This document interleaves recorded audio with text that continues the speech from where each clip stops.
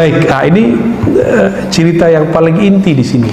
Ternyata hal yang sama terjadi pada Imam Khalid. Maulana Imam Khalid al-Baghdadi summa Dimashqi. Beliau pemimpin tariqat 5 tariqah: Naqsyabandiyah, Qadiriyah, Khistiyah, Suhrawardiyah. Lalu yang sudah ditajdid namanya Mujaddidiyah. Imam Khalid ini ahli hadis juga, ahli zikir. Suatu kali dia lagi tawaf di Masjidil Haram. Tiba-tiba ada orang nyandar di satu tiang, kakinya selonjoran ke Ka'bah. Beradab nggak Pak?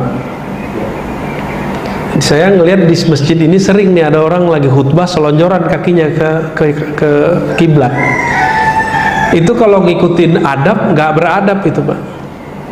Secara hukum fikih saya boleh negur dia. Kenapa? Yang boleh itu dia mendekap, ihtiba. Ada yang coba contohin ihtiba. Gitu tuh boleh Pak, bagus begitu tuh. Jangan diselonjorin, nggak beradab. Tapi kayaknya sering, apalagi kalau khotibnya beda sama dia tuh, dia selonjorin terus kakinya tuh. Ya. Itu nggak beradab sama sekali. Ternyata orang ini ujian bagi Imam Khalid. Dalam hati dia lagi tawaf. Orang tawaf boleh nggak ngomongin orang dalam hatinya? Atau zikir? Yang bener ngapain? Kita lagi tawaf. Tawaf ini kan sama dengan sholat Pak. Sholat itu tawaf sebenarnya. Inna sholati wa nusuki. Tawaf itu kan berpindah dari satu titik ke titik yang lain. Itu berpindah dari berdiri, takbir, Fatihah, ruku, berdiri lagi, sujud. Itu sama dengan tawafnya badan itu. Tawafnya badan semua naik turun begitulah terus. Makanya jumlahnya 17 kan. Bukan cocok logi loh Pak ya. Emang jumlahnya 17 kan. Emang 17. Maulana Imam Khalid, beliau ini belum jadi wali besar ya, tapi sudah jadi mursyid Thariqat Qadiriyah saat itu. Belum jadi mursyid tarekat lain. Mursyid ini kan guru yang sudah dapat ijazah, langsung ijazahnya dari ayahanda beliau sendiri. Lagi tawaf dia baca kitab salawat namanya Dalailul Khairat. Kitab Dalailul Khairat ini kitab salawat dia baca, fokus, bilang apa? Aki-aki tambah tua kok tambah nggak beradab, tambah tua kok tambah nggak punya etika, gitu dalam hati dia. Kejadian buat-buat, bukan kejadian cerita dongeng, ini cerita asli. Maulana Imam Khalid ditegur lengkap dengan namanya. Lalu dia lihat, loh ini aki-aki yang tadi kok tahu nama saya. Ketika ditegur, orang itu ngomong, Khalid, gurumu yang akan membuat engkau menjadi wali Allah bukan di sini, lagi di daerah timur, Uzbek, Afgan, sono lagi gitu, udah nyampe ke ujung sana. Terus dalam hati dia mikir, loh kok dia tahu kalau saya lagi nyari guru, nyari wali di Mekah. Jadi saya juga ngalami yang sama Pak. Saya mau cari wali Allah di Mekah, nggak ketemu-ketemu ya. Wali Allah yang saya maksud yang ahli ma'rifat. Kalau orang taat, orang berilmu banyak, tapi yang cari ma'rifatullah, ma'rifatu zatillah itu nggak banyak. Beberapa kali kita umroh nggak ketemu. Sengaja saya itu nggak mau bawa jamaah, jadi jamaah biasa. Nggak ketemu guru yang saya cari. Persis seperti kita cerita Maulana Khalid. Bedanya Maulana Khalid ditegur, guru ente di sono. Udah cepet-cepet selesaiin umroh hajimu, berangkat. Ke depan jangan pernah suuzon lagi sama orang. Begituin masih aki-aki itu. Ya ampun ya Pak. Kenapa? Selevel dia kan sudah wali biasa, wali umum. Gak boleh menyia-nyiakan kolbunya. Jadi kalau kita ini mau jadi kekasih Allah, kita wajib Pak sebenarnya jadi kekasih. Merana nanti di surga, di neraka merana ntar. Di surganya merana, apalagi di neraka Pak. Jadi orang kalau belum jadi kekasih Allah, di surga aja nanti dia stres. Tapi stres ala surga, stres ala surga itu masih enak. Di surga itu nikmat seksual, nikmat makan, minum, rekreasi, semua dikasih. Saya mau tanya Bapak Ibu nih, yang sudah pernah nikah lah ya, kalau begitu mulu tiap malam, bosan nggak? Kayak malam pertama terus, bosan Pak. Nanti akan ada titik jenuhnya ahli surga, maka mereka mengatakan, ya Rabb, arina wajhak, tolong tunjukkan kami wajah engkau pemilik surga. Berarti surga mendapat bidadari 72 seperti bidadarinya teroris. Kan teroris bunuh orang supaya dapat 72. Loh kita 72 mah dikit. Dikit itu Pak. Hadis-hadis Tirmizi dan tidak sampai derajat sahih seperti di Sahih Bukhari Muslim. Hadisnya kalau mau dapat 72 bidadari boleh, nggak apa-apa, gitu juga mau kok. Tapi nggak dengan cara bunuh orang. Emang ada Pak mahar surga bunuh orang nggak bersalah? Itu orang waras nggak tuh beragama? Beragama itu afala ta'qilun, orang waras. Tapi hari ini kok orang beragama nggak waras, itu kok muncul begitu? Apakah ini fenomena orang stres beragama? Ya udah jadi teroris aja deh gitu ya. Korban hoax itu. Apalagi ini haji, saya bukan orang pemerintah loh Pak ya, karena saya bukan PNS, maka saya nggak ada urusan menjelaskan ini. Tapi kita perlu meluruskan, kita ini jangan kemakan hoax. Haji tahun ini tidak jadi bukan karena Indonesia ini utang, itu nggak ada urusan. Itu karena problem keamanan kesehatan semata, nggak ada urusan dengan yang tadi. Ada persepsi yang berbeda antara kita dengan Saudi, juga ada masalah banyak hal. Ini karena saya ngelihat di grup-grup ini, waduh masya Allah ya. Udah baca Pak hoax masalah haji? Orang kok suka gitu nyebar hoax, dan parahnya yang nyebar hoax yang taat ibadah, orang masjid. Orang masjid yang nyebar hoax. Kita agak sedih dengan fenomena ini. Perlu belajar ilmu hadis Pak, biar gak kena hoax ya. Taib.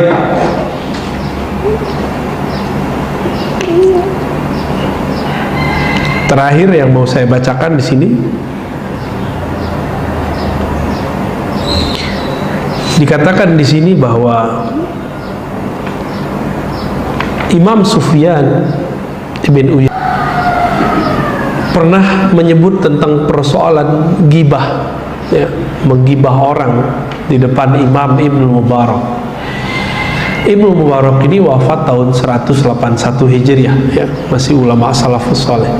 Kitab-kitabnya dijadikan sandaran.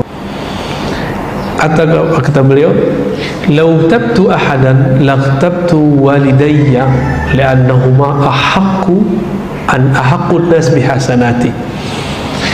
Kalau aku mau mempergunjingkan orang, tentulah orang yang paling pantas aku bergunjingkan adalah kedua orang tuaku.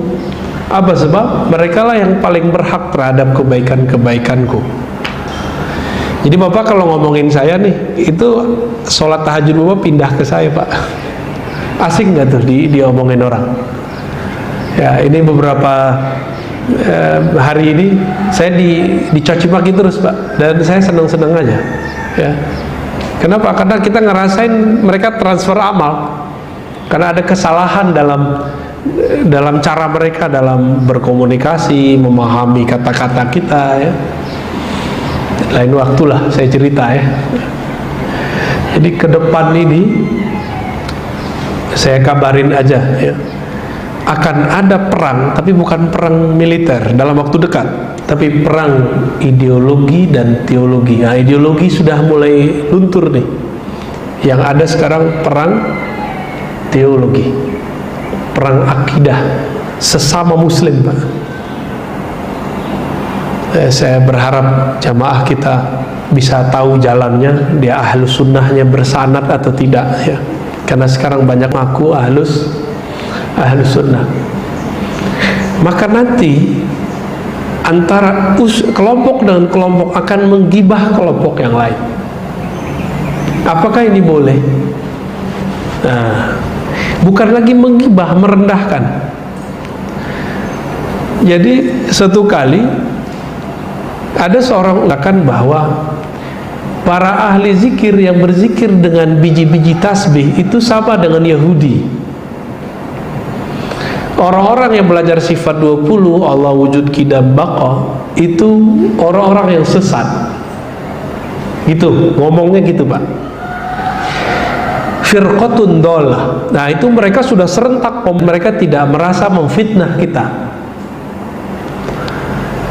Lalu saya pernah coba ngomong sedikit saja, dan itu bukan cacian, bukan fitnah, saya lagi muji malah, bahwa waktu saya pergi ke Israel sana, saya melihat ada Yahudi ortodok yang anti dengan Zionis, jenggotnya mirip dengan jenggot salah satu kelompok itu. Mirip, kita bilang Yahudi mirip mereka, tapi mereka balikin. Ar-Razi memfitnah kami bahwa kami mirip dengan Yahudi. Pemutar balikin nggak? Karena komunikasi mereka nggak beres. Jadi kita ini sudah dibenci lama, cari momen dia untuk menghancurkan. Ya. Terus yang kedua, katakan Yahudi di sana itu melakukan perempuan persis seperti Salafi, yaitu perempuan dilarang ke masjid dalam tradisi Salafi. Saya ngomong begitu. Saya dijawab Pak, mereka ngomong apa kata mereka? Oh, Syekh Soleh Fauzan tidak melarang ke masjid, tapi dianjurkan di rumah. Sebuah dalil itu mah Syekh Soleh Fauzan pakai dalil itu mah Rasulullah. Tapi ada nggak Salafi yang mengizinkan istrinya sholat di masjid? Ada nggak Pak? Coba lihat, kan nggak ada. Walaupun fatwa ulamanya tidak dilarang, nah kita ngomong dari atau ajarannya, tergantung dia milih yang mana. Itu kemudian mereka menyerang kita ya. Saya jelaskan begitu. Jadi mereka sudah mulai Pak, setiap hari hampir 1000 kali saya dicaci maki oleh mereka, dan kita nggak merasa difitnah, biasa aja. Kita coba ngomong begitu, itu emosinya bukan main. Saya pegang tasbih, disebut mirip Yahudi, saya nggak marah Pak. Ya. Tapi giliran Yahudi kita katakan itu pujian, karena jenggotnya Yahudi ini mirip dengan jenggotnya Sayyidina Harun. Pujian gak tuh? Mereka kemudian memotong video itu dan dijadikan sebagai cara untuk mencaci maki kita. Jadi sekarang ada gerakan caci maki berjamaah setiap hari, ya, setiap hari. Dan saya harap teman-teman tidak terpancing ya, jangan balas mencaci maki lagi, santai aja kita ya. Kita mau balas dengan keilmuan aja. Idfa billati hiya ahsan. Kalau ahli kitab aja kita harus balasnya dengan baik, apalagi dengan sesama muslim, walaupun mereka nggak baik ke kita, walaupun mereka bilang kita sesat ya. Antum dibilang sesat loh, pakai sifat 20 nggak Mas? Allah wujud kita mau ente sesat ente. Pakai tasbih nggak kadang-kadang? Pakai ulah Yahudi ente. Digituin, kita digituin sudah bertahun-tahun Pak, dan kita gak marah, kita biasa-biasa aja. Giliran kita bilang coba jenggot Yahudi sama dengan jenggot dia, ngamuknya bukan main. Beragama kok kayak binatang buas ya, marah aja mulutnya, nggak ada adem-ademnya. Nah ini yang kita bahas waktu bulan puasa, bahwa dalam diri kita ini ada sifat kebinatangan ternak, ada binatang buas. Kalau ini nggak diberesin, dapat dalilnya dipakai untuk menghujat orang, dalilnya dipakai untuk orang. Karena sibaiyah, karakter binatang buas yang ada dalam diri saya, diri Bapak semua, itu akan menggunakan senjata apa aja untuk mengalahkan orang. Karena sibaiyah ini maunya ngalahin orang. Kalau fisik pengen pakai barang apa aja untuk ngalahin orang. Kalau perangnya perang ideologi, perang teologi, pakai dalil, Quran Sunnah dia pakai. Yang paling lucu apa? kita dianggap mengolok-olok Rasulullah. Nah, berarti selevel ustadznya itu nggak mau dengerin videonya dari awal sampai akhir. Lalu dianggap kalau mengolok Rasul berarti kafir. Nah, ini apalagi yang bahaya. Mereka menganggap diri mereka adalah representatif daripada Rasulullah. Berarti diri mereka ini sama dengan Rasul. Pengkultusan nggak tuh? Ini bahaya, Pak. Kalau mereka melarang mengkultuskan kiai, sekarang mereka mengkultuskan pendapatnya sendiri, ustadznya sendiri, pandangannya sendiri. Dan pengkultusan pendapat, pandangan ini lebih bahaya daripada mengkultuskan sosok. Karena kalau sosok itu masih di bawahnya Azazil. Kalau udah mengkultuskan pandangan itu ya sama kayak Azazil itu. Ini bahaya-bahayanya nanti ke depan. Jadi ini baru awal, Bapak Ibu yang melakukan Allah.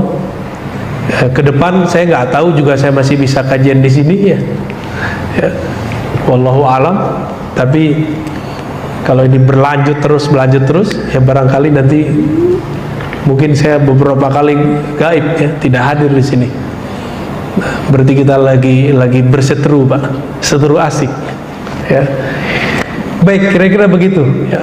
Saya minta doanya semoga ulama-ulama yang sejati, mereka bangun dari tidurnya, tidak diem, tidak cari aman, tapi mau berjuang mempertahankan Ahlussunnah dan menenangkan umat. Al-Fatihah. Iya.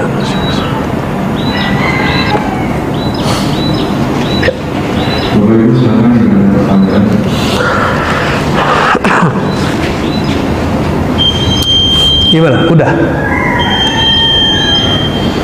Udah syuruk, Pak? Udah kali ya?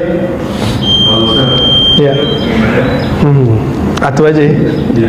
Belum tidur saja. Baru tidur sebentar.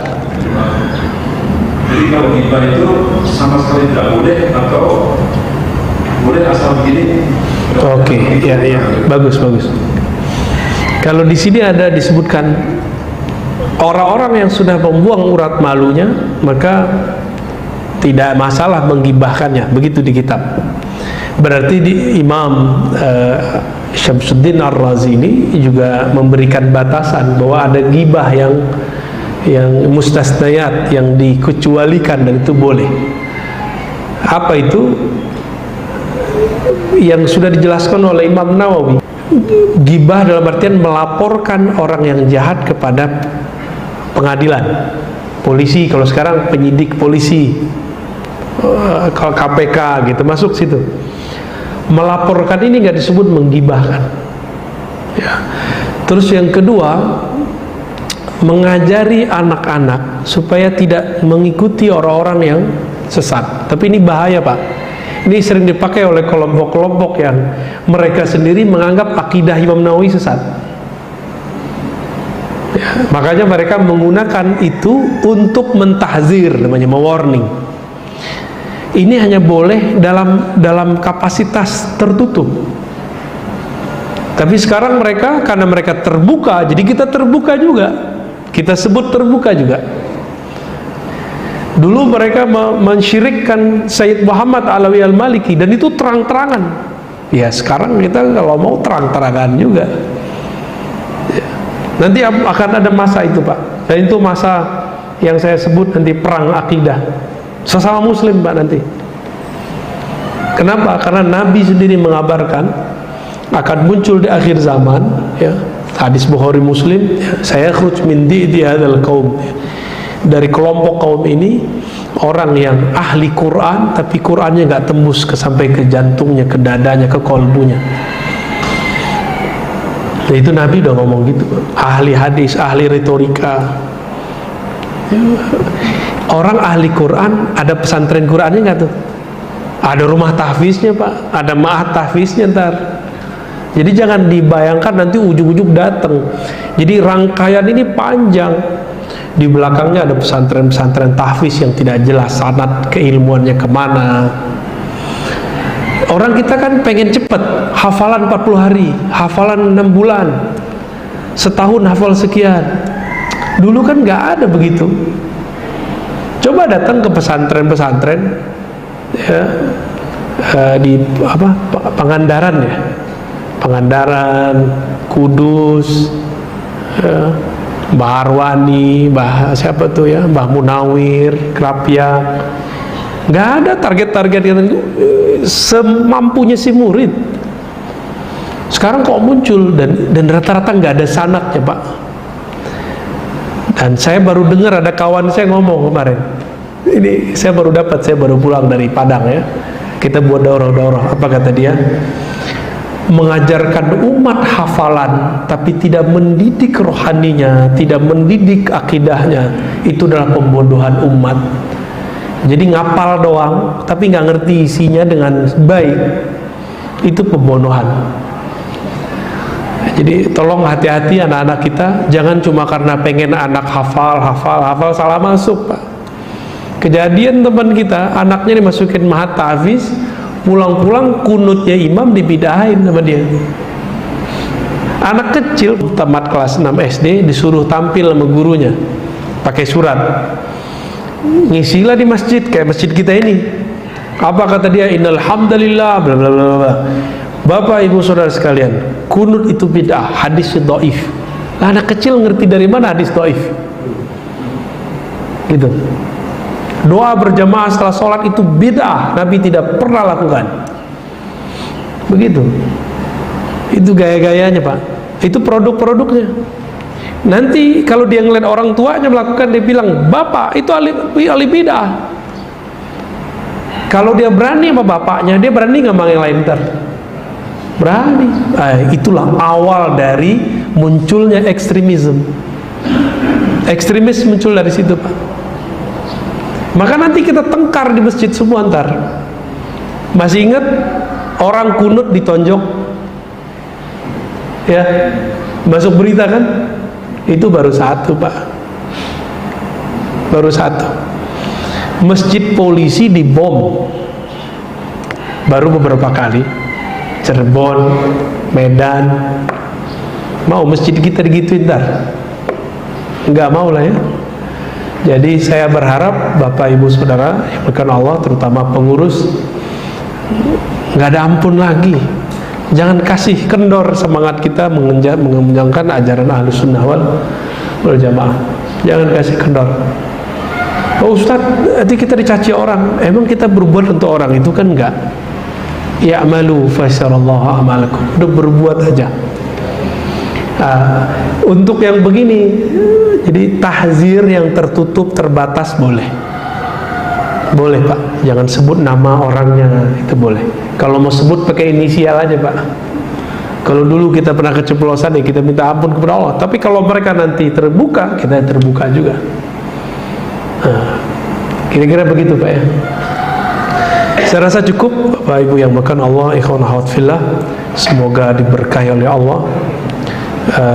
Antara kesejukan kitabnya dan panasnya perang ideologi teologi, semoga tidak lengah ya. Hati-hati dengan anak-anak kita, hati-hati dengan keluarga kita, jangan sampai kesusupan lewat sosial media, lewat pendidikan dan lain sebagainya. Semoga Allah mengampuni dosa kita semua. Sallallahu ala nabiyina Muhammad. Assalamualaikum warahmatullahi wabarakatuh.